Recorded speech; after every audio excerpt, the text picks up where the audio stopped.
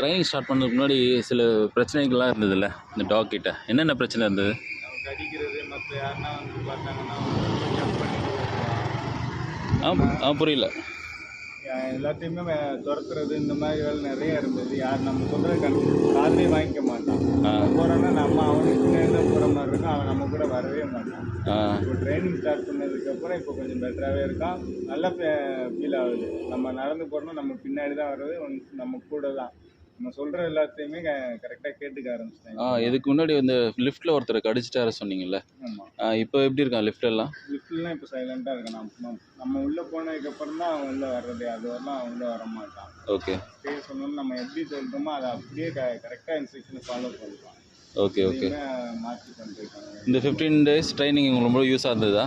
கண்டிப்பாக ரொம்ப யூஸ்ஃபுல்லாக இருக்குது. இப்போ அவன் எவ்வளோ கண்ட்ரோலுக்கு வந்துட்டான். இந்த மாதிரிலாம் இல்லை. இப்போது சின்ன பசங்கள்லாம் பார்த்தா அவங்க கூட விளையாடுற கடை ஒரு இதாக ஜம்ப் பண்ணுவான். இப்போ அந்த இதெல்லாம் ஸ்டாப் பண்ணிட்டு. ஓகே.